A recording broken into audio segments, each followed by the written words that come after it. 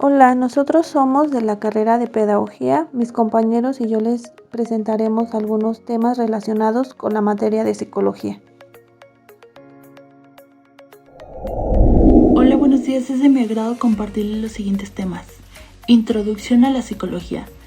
Según la Real Academia Española, se define como psicología la ciencia que trata la conducta y los procesos mentales de los individuos, cuyo campo de estudio abarca todos los aspectos de la experiencia humana.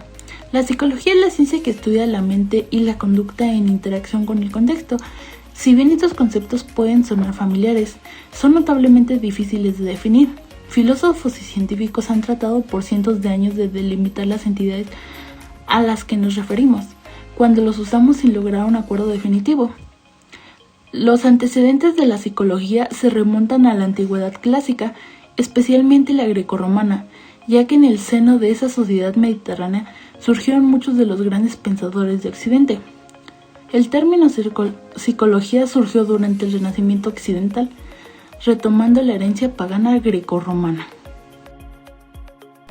Método de la psicología. Estas metodologías son importantes para el estudio de la psicología. En el método correlacional nos referimos a la asociación de dos variables. Esta es útil porque se pueden hacer predicciones. Un ejemplo es si sabemos que el peso y la estatura correlacionan de forma positiva cuando vemos a una persona alta, podemos predecir que tendrá un peso alto. En el método descriptivo se utiliza cuando queremos descubrir el fenómeno tal y como ocurre. Consiste en hacer intentos para determinar o identificar cuál es el fenómeno sin entrar en el por qué, en el cuándo o en el cómo. Un ejemplo es: ¿qué actitudes tienen los mayores de 65 años hacia la homosexualidad? ¿Qué conductas muestran? Se hace un estudio minucioso a través del estudio de experimentos. El método experimental. Este método es excelente para generar datos seguros, fiables del fenómeno a estudiar. Implica la observación, manipulación y registro de variables que afectan al sujeto u objeto de estudio. ¿Cuál es el objeto de estudio de la psicología? Su objeto de estudio principal es la mente del ser humano y sus procesos mentales. Es decir, es quien se encarga de conocer al humano a través de sus ideas, pensamientos y actitudes. El verdadero objeto de la psicología no es solo ver a personas con trastornos, sino que estudia y obtiene conocimientos de lo que es el ser humano, como su conducta, temperamento, carácter, su desarrollo con la sociedad, sentimientos y pensamientos. También estudia las patologías, anormalidades y problemas relacionados con la mente y conducta, y así poder resolver dichos problemas. La fundación de la psicología. Estructuralismo. William Wundt es el fundador, fisiólogo y psicólogo. Él propagó la escuela estructuralista en Norteamérica. ¿Pero por qué se llama estructuralismo? Porque estaban preocupados por el descubrimiento de la estructura o anatomía de los procesos conscientes. La estructura de la conciencia era el objeto de estudio. El gran mérito de los estructuralismos introdujeron la medición y el experimento en psicología, marcando con ella el nacimiento de la psicología como ciencia. Los estructuralistas llegaron a la conclusión, después de muchos experimentos, que todos los procesos conscientes consisten básicamente en tres elementos: sensaciones, imágenes y sentimientos. Funcionalismo. William James, representante, psicólogo y filósofo del funcionalismo. Pero, ¿por qué se llama funcionalismo? Postulaban que la psicología debería preocuparse por descubrir cómo funciona la conciencia para adaptarse a las exigencias del continuo cambio. Propusieron una psicología pragmática y aplicada. Así surgieron los campos tales como la psicología infantil, educativa y los test mentales. Psicoanálisis. Desarrollado por Sigmund Freud, médico neurólogo considerado como el padre del psicoanálisis. ¿Qué es el psicoanálisis? Es una teoría para comprender el inconsciente y una terapia para superar nuestros problemas anímicos. El rol del analista, entonces, es ayudarnos a descubrir la raíz de estos problemas. Estudia la vida psíquica y el desarrollo de la personalidad. Propone que el comportamiento humano está gobernado por impulsos y deseos inconscientes. Dar importancia a las experiencias infantiles, el impulso y los demás inconscientes. Las técnicas del psicoanálisis es la introspección, la técnica de asociación libre y los actos fallidos.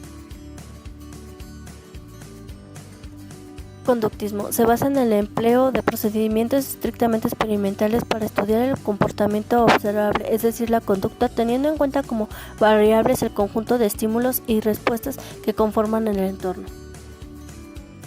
Los psicólogos conductistas han realizado numerosas investigaciones tanto con animales como con personas para comprender cómo se crean y se mantienen las diferentes formas de comportamiento.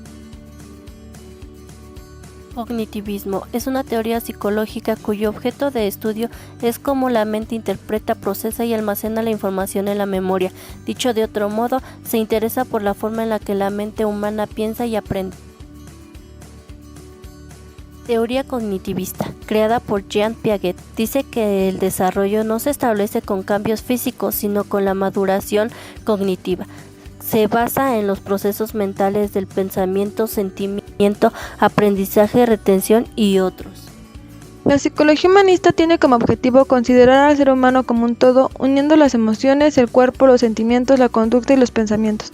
La psicología humanista aparece a mediados del siglo XX como alternativa de las dos fuerzas principales que son el conductismo y el psicoanálisis. Su finalidad era abordar los problemas del ser humano dando una perspectiva desde el lado de la salud más que de la enfermedad.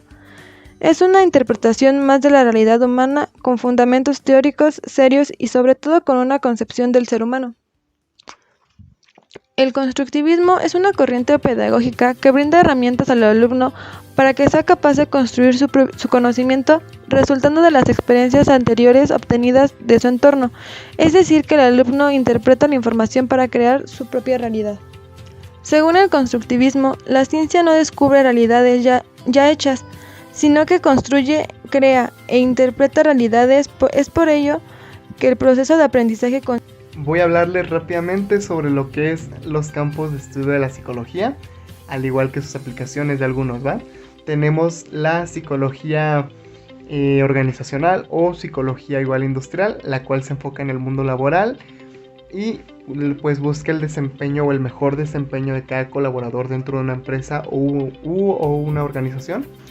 Al igual tenemos lo que es la psicología educacional, la cual nos habla pues evidentemente sobre los alumnos y cómo aprovechar o dar un mayor aprovechamiento al aprendizaje y conocimiento dentro de un salón de clases, incluyendo a cada participante de este contexto, como lo viene siendo alumno, profesores y familiares de los estudiantes. También tenemos lo que es la psicología forense, la psicología básica o experimental y la psicología social. Y pues cada una va enfocándose o va haciendo énfasis a cada una, pues al final todas van agarradas, pero no vienen siendo lo mismo.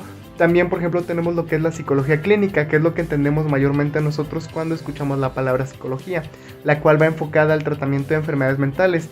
Ahí nos damos cuenta que no toda la psicología va enfocada al mismo punto. También voy a hablarles rápidamente sobre lo que es el sistema nervioso central y el sistema nervioso periférico, qué relación tienen con nuestra conducta. El sistema nervioso central es el encargado de recibir la información mediante el sistema nervioso periférico. El sistema nervioso periférico son los nervios y ganglios que tenemos alrededor del cuerpo, los cuales mediante el aprendizaje, el conocimiento, mandan la información que nosotros llegamos a generar en nuestro día a día, la mandan a lo que es la corteza cerebral y la cual se va almacenando y generando respuestas a diferentes situaciones que tenemos día con día o bueno, a situaciones donde ya tenemos algún conocimiento previo y pues de alguna forma también ahí guardan la información mediante las neuronas, información básica que es por ejemplo leer, comunicarnos, el aprender, el tratar con la gente y pues esa básicamente es la relación que existe entre nuestro sistema nervioso y nuestra conducta. Entonces conforme pues nosotros vamos aprendiendo o nos vamos desarrollando con la gente o vamos teniendo algún conocimiento repito, mediante el sistema nervioso periférico. Esto se va almacenando en el sistema nervioso central y ahí se van dando respuestas ya previas que ya teníamos o mediante conocimientos nuevos a situaciones que se van presentando día con día, ¿vale? Y pues bueno, esto es todo. Sistema nervioso central y sistema nervioso periférico. El sistema nervioso es una red compleja de nervios y las células que llevan mensajes desde el cerebro a la médula espinal y a las diversas partes de la carrocería. El sistema nervioso es uno de los sistemas más importantes y complejos del cuerpo humano. Tienen múltiples funciones y entre ellas recibir y procesar toda la información que proviene tanto del entorno con el fin de regular el funcionamiento de los demás órganos y sistemas. El sistema nervioso central está conformado por el cerebro y la médula espinal, los cuales se desempeñan con el centro de procesamiento principal para todo el sistema nervioso y controlar todas las funciones del cuerpo. El sistema nervioso se divide en dos partes, el cerebro y la médula espinal. El cerebro aproximadamente pesa de 1 a 3 o de 1 a 4 kilogramos y la médula es de 31 segmentos. Sistema nervioso periférico. Está compuesto por todos los nervios que se remiten desde la cédula espinal y se extienden a todas las partes del cuerpo. Se divide en dos partes, el sistema nervioso somático y el sistema nervioso autonómico. El sistema nervioso somático consiste en las fibras nerviosas periféricas que toman la información sensorial. El sistema autonómico son órganos del sistema y del cuerpo humano. Procesos psicológicos que permiten al ser humano tomar conciencia de sí mismo, permitiendo así la adaptación de su comportamiento. Procesos cognitivos permiten al cerebro la procesación de la información, pero también permiten el conocimiento y la interacción de lo que nos rodea, comprendiendo y dando una realización de cosas tan cotidianas como bañarse, comer, descansar, reír, saltar y correr. La percepción es el mecanismo del ser humano el cual consiste en recibir, interpretar y comprender señales que provienen desde el exterior, captando así los datos desde un proceso cognitivo, dando la interpretación y analizando los estímulos. Percepción.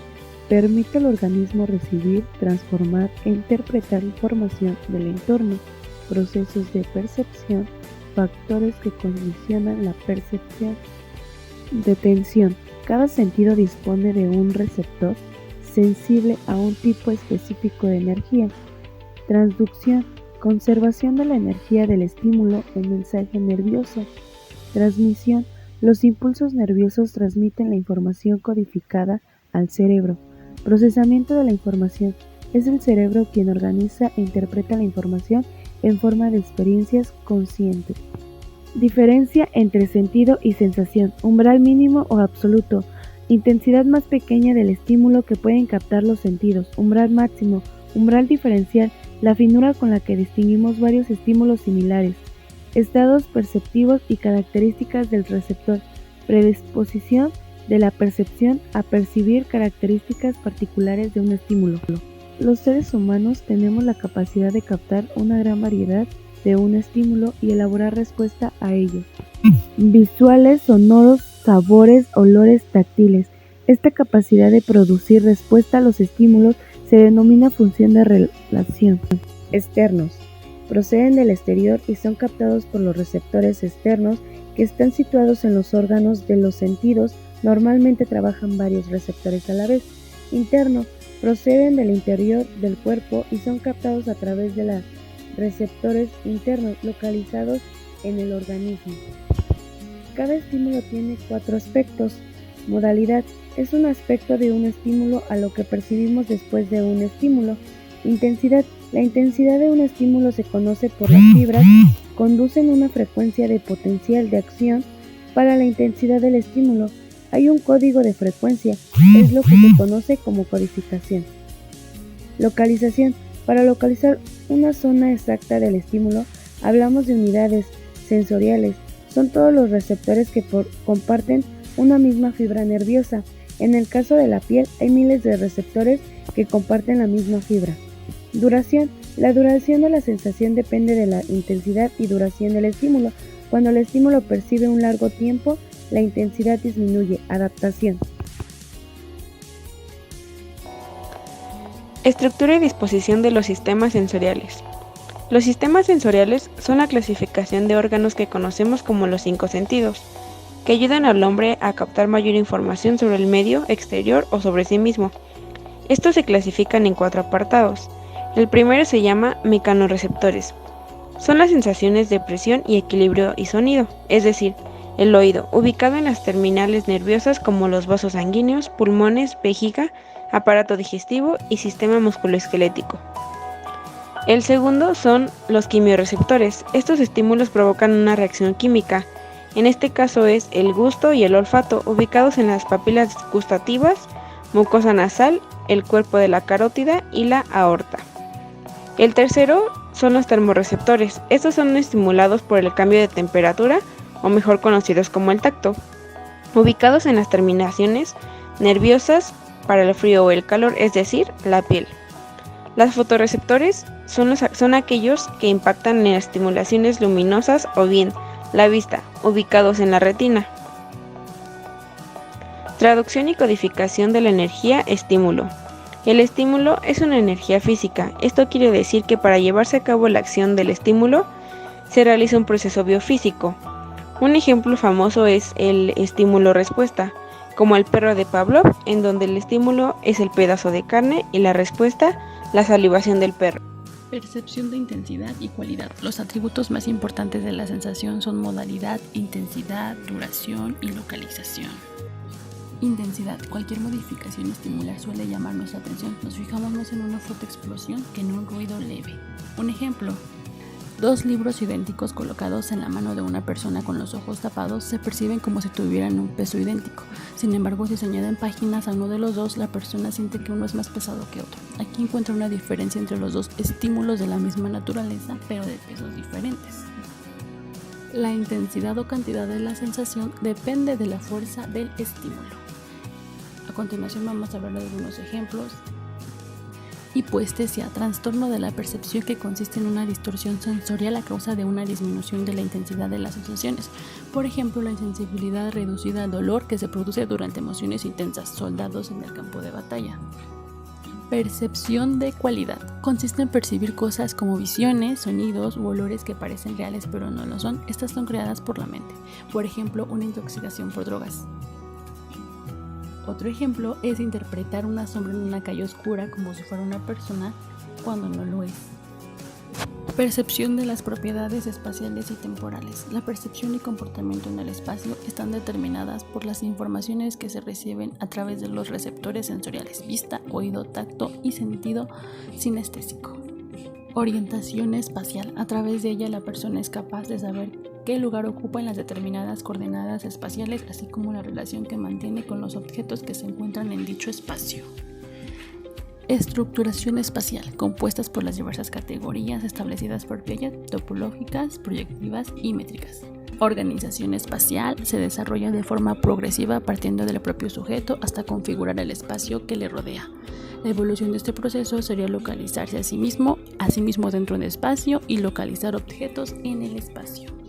Estructuración temporal. Los componentes más importantes son el orden y la duración. A través del orden podemos situar los acontecimientos unos en relación a otros y comprender las nociones de simultaneidad o sucesión de tareas. La memoria es la habilidad para almacenar información a través de nuestros actos, hechos o experiencias. Naturaleza y función. Su función es mantener temporalmente información e ir manipulándola, lo cual nos permite desenvolvernos en el mundo realizando tareas como el aprendizaje, razonamiento y la comprensión. Diferencias en el estudio del aprendizaje y la memoria. La memoria desde un punto de vista general es la retención o almacenamiento de información. Las formas o tipos de memoria son procesos en que hay reconocimiento de algo, de un objeto o de una cara, en el marco de un determinado tipo de información, auditiva, olfativa o visual. En los sistemas de memoria, en cambio, lo que se recuerda tiene además una implicación, considerando la forma en que puede evocarse la memoria de los sistemas y el posible sustrato biológico involucrado. Los investigadores han tratado de distinguir la memoria implícita de la explícita y la memoria declarativa de la no declarativa. En los seres humanos se han definido 5 sistemas de memoria: episódica, semántica, representación perceptual, procedimientos y de trabajo. El aprendizaje es un proceso por el que los organismos modifican su conducta para adaptarse a las condiciones cambiantes e imprescindibles del medio que los rodea. Junto a las fuerzas selectivas de la evolución, el aprendizaje constituye el modo principal de adaptación de los seres vivos. Cuanto más cambiante es el entorno, más plástica debe ser la conducta, por lo que los organismos que viven en medios diferentes presentan también grados diferentes de plasticidad conductual. Cuanta más plasticidad tiene un sistema nervioso, más posibilidades de aprendizaje tiene un animal. El aprendizaje puede considerarse como un cambio en el sistema nervioso, que resulta de la experiencia y que origina cambios duraderos en la conducta de los organismos. Lo que aprendemos es retenido o almacenado en nuestro cerebro y constituye lo que denominamos memoria. La memoria es siempre inferida del comportamiento. No hay aprendizaje sin memoria, ni memoria sin aprendizaje. Aprendizaje y memoria son dos procesos estrechamente ligados y en cierto modo coincidentes, como las dos caras de una misma moneda. Están además presentes en muchos otros procesos cerebrales, como la percepción sensorial, las emociones y el lenguaje, por lo que los especialistas tienen dificultades para referirse a alguno de ellos con independencia del otro y para discernir su presencia o participación específica en una función cerebral o conductual. Comparación de paradigmas para el estudio de la memoria. El estudio de la memoria se relaciona con el aprendizaje y el condicionamiento animal. Para los conductistas, la retención es la persistencia de conexiones y la recuperación es la reactivación de conexiones para el recuerdo. Alto. Presten atención. Memoria es adquirir, retener y recordar información. Es una de las funciones más complejas del cerebro. ¿Pero cómo se desarrolla el proceso de la memoria? Interesante. La información que procesamos se transmite de neurona a neurona. Parpadeas por un segundo, puede que te pierdas esta referencia. A través de impulsos eléctricos que viajan por conexiones sinápticas, es como si fuera una serie de focos de Navidad que al contener información se iluminan. ¡El cerebro! En general, el medio más importante de nuestra percepción es la memoria. Codificación, almacenamiento y recuperación. Se ordena la información, después se guarda y por último se trae para ser usada. La vida es un proceso de aprendizaje constante y la capacidad de formar nuevas redes neuronales se le conoce como plasticidad. El órgano más importante soy yo. ¿Se acabó la charla?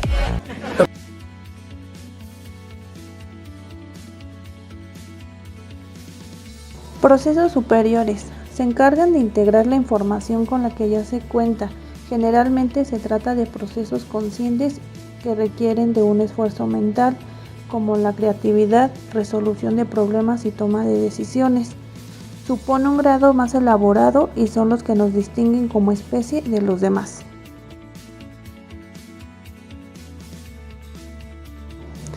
Pensamiento. El pensamiento supone un grado de evolución superior porque implica relacionar varios conceptos que tenemos almacenados. Para entenderlo mejor, el pensamiento engloba las ideas formadas por la mente. El pensamiento nos permite juzgar, analizar y realizar deducciones en base a esa información. Además, nos permite crear nuevos conceptos.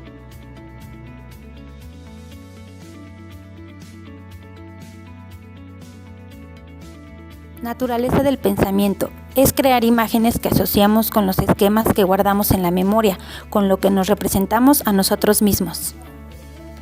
El cerebro procesa información, imágenes, conceptos, palabras, reglas. Gracias a las sensaciones podemos captar el mundo que nos rodea. La percepción nos facilita su interpretación, la memoria su conservación y reconocimiento. El cerebro tiene la capacidad de resolver problemas. Nuestra mente no capta la realidad en forma exacta. Los pensamientos de cada quien son totalmente diferentes, porque todos tenemos vidas diferentes. Estructuras cognitivas. William Fritz Piaget, epistemólogo, psicólogo, biólogo. Sus estudios sobre el desarrollo intelectual y cognitivo de los niños ejercieron una influencia tanto en el campo de la psicología como en el de la educación. La teoría de Piaget argumenta que tenemos que conquistar 4 etapas del desarrollo cognitivo. Etapa 1, sensorio-motriz, de 0 a 2 años. Se desarrollan nuestros 5 sentidos. Queremos ver, tocar, oler, probar, escuchar. Se empieza con reflejos simples y empezamos a sentir curiosidad por todo. Etapa 2, preoperacional, de 2 a 7 años. Ya tenemos fantasías, aprendemos a hablar, jugamos a simular y le podemos dar vida a los juguetes. Somos curiosos y queremos saber todo. A esta edad Piaget la llama la edad intuitiva. No sabemos cómo adquirimos el conocimiento. Etapa 3, de operaciones concretas, de 7 a 11 años. Finalmente descubrimos la lógica. El cerebro aprende a reorganizar nuestros pensamientos. Tenemos habilidades mentales, no nos conocemos mejor. Etapa 4, de operaciones formales, de 12 años en adelante. Pensamos más racionalmente sobre conceptos abstractos. Nos permite conocer nuestros sentimientos, nuestra identidad y moral. Piaget creía que el aprendizaje durante toda la vida, pero para él la etapa operativa formal es la etapa final. Piaget pasó toda su vida estudiando el desarrollo intelectual de los niños.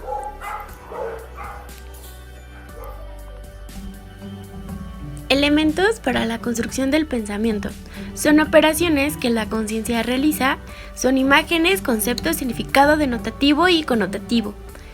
Y sus tipos son pensamiento divergente, convergente y también el creativo.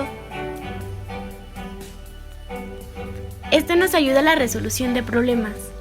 Actividad e imagen son manifestaciones de nuestro ser que son proyecciones de sentimientos y sensaciones. Nosotros expresamos lo que queremos transmitir y sus tipos son imaginación, son imágenes mentales, y la fantasía es actividad mental que abarca más allá del presente. Interpretación de problemas. El conocimiento se almacena en la memoria a largo plazo. Los problemas son más fáciles de resolver si los asociamos con algo que ya sabemos. Gracias a las sensaciones somos capaces de captar el mundo que nos rodea. La percepción facilita su interpretación y la memoria su conservación y reconocimiento. Lenguaje. El lenguaje es una estructura conformada por códigos lingüísticos que permiten expresar las imágenes o representaciones mentales que crea el individuo en su mente, del mundo que percibe con sus sentidos. El lenguaje puede ser una limitación para la creación de ideas o representar las emociones que una persona pueda experimentar. El habla es el acto en el que un individuo intenta comunicarse usando una lengua o idioma, siendo esto básicamente la vocalización de sonidos. Dentro de los mecanismos que entran en acción para lograr el habla son el cerebro, la respiración, la concentración, el sistema nervioso y todo proceso neurolingüístico. ¿Cuál es la importancia del habla? El discurso es importante porque a través de él se expresan las necesidades, pensamientos, sentimientos y emociones. Es un aspecto fundamental para el desarrollo de la inteligencia y para toda actividad cognitiva relacionada con la vida. La teoría de Sten sobre el desarrollo del lenguaje. Sten distingue 3 raíces del lenguaje: tendencia expresiva, social y la intencional, siendo la última específicamente humana. Sten plantea que el hombre adquiere la habilidad de dar a entender algo, de referirse a algo objetivo cuando articula. Los fonemas, unidad mínima del lenguaje oral, permite diferenciar las palabras de una lengua. Se representan entre las lenguas oblicuas S, B. Representan los sonidos del habla. Un mismo fonema puede tener distintos alófonos como G, gato o genio. Existen 24 fonemas en español y se dividen en 2 grupos, vocales y consonantes. Los morfemas son las unidades mínimas con un significado que componen una palabra, como gato, gata, gatos o gatitos, mar, marina o marinero. Las primeras palabras. Desde el primer momento en que tomas a tu bebé en brazos, ambos inician una intensa y profunda comunicación. Mirada, gestos, sonrisas, llantos. Dice lo que desea y necesita, y también es la manera a través de la cual percibe y escucha. Gracias, esperamos que esta información les sea útil.